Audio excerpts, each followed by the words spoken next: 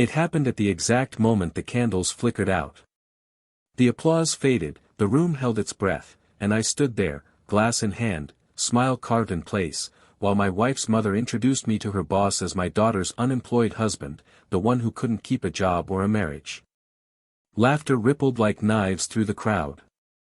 Her boss turned to me, calm, composed, and then he smiled, a small, knowing smile. He looked at her, not me, and said quietly, "You're fired." Silence, the kind that hums with disbelief. Her face drained of color. My wife froze, fork halfway to her mouth. And me, I just took a sip of wine. Revenge, I learned, tastes best when you don't have to serve it yourself. It wasn't always like this. When I first met Clara, her mother was polite enough to pretend she liked me. I was a rising architect then, hungry, ambitious, building something out of nothing. Clara believed in me. Or so I thought. We built a life, small apartment, shared laughter, cheap wine, whispered dreams.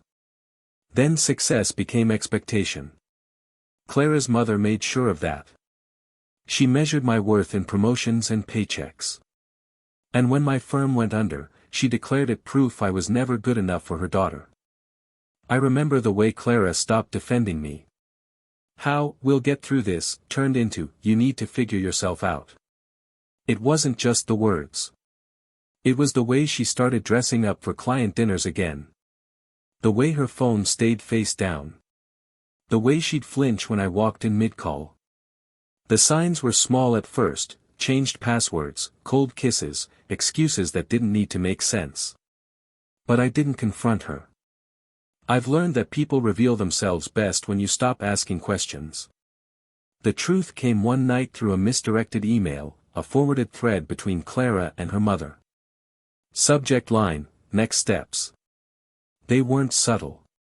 Her mother had been helping Clara line up a position at her company using her own boss's influence. There were attachments, contracts, timelines. My name appeared twice, once under "obstacle," once under "resolved." That word stayed with me. Resolved. I didn't sleep that night.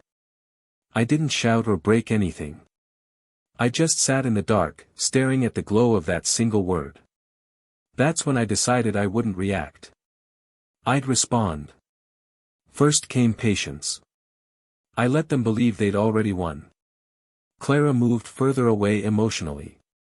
Her mother grew bolder in her disdain. I played the fool, quiet and docile, while they whispered and schemed. I started freelancing small projects under a different name. Her mother's company, Hensley Designs, was expanding. Coincidentally, I was hired as an external consultant through a partner firm. She never knew. For 6 months, I worked silently on proposals her boss reviewed personally. I made sure my work stood out, not for its brilliance, but for its reliability, discretion, and results. Her boss, Richard Lang, was a sharp man, the kind who notices details. Eventually, he reached out directly. We spoke. We understood each other. When he mentioned Hensley's internal problems, poor leadership, office gossip, misused influence, I simply listened. When he asked for specifics, I provided documents, emails, schedules, messages. I never said her name. He found it himself. Which brings us back to tonight, Clara's birthday. Her mother insisted on hosting it at an upscale restaurant surrounded by her colleagues and social climbers. I was just the plus one, tolerated for appearances. The air was thick with perfume and fake compliments. I'd almost forgotten how exhausting their world was until her mother's voice cut through the chatter, loud enough for everyone to hear. "This is my son-in-law, Mark, unemployed, but at least he's trying to stay relevant." The table laughed. I didn't. Richard Lang, seated beside her, raised an eyebrow. His eyes flicked to me, recognition dawned. He leaned back, smiled faintly, and said to her in that calm, deliberate tone only men in absolute control have, "You're fired." The room went dead. Her smile cracked.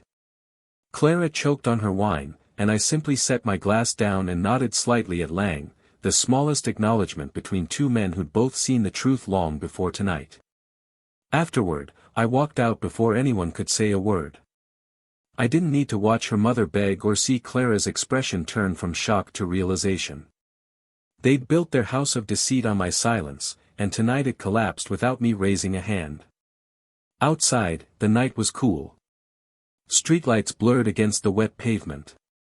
I stood there for a while, listening to the faint laughter still drifting from inside. I wasn't angry anymore, just done. Clara called later, of course. Her voice was trembling, full of confusion and apologies she hadn't earned. I listened, then I hung up.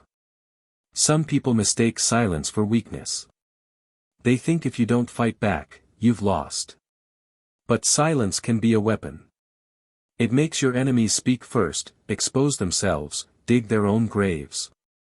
And when they finally fall, when the laughter dies, and the crowd turns, it's quiet, peaceful, just the way I like it.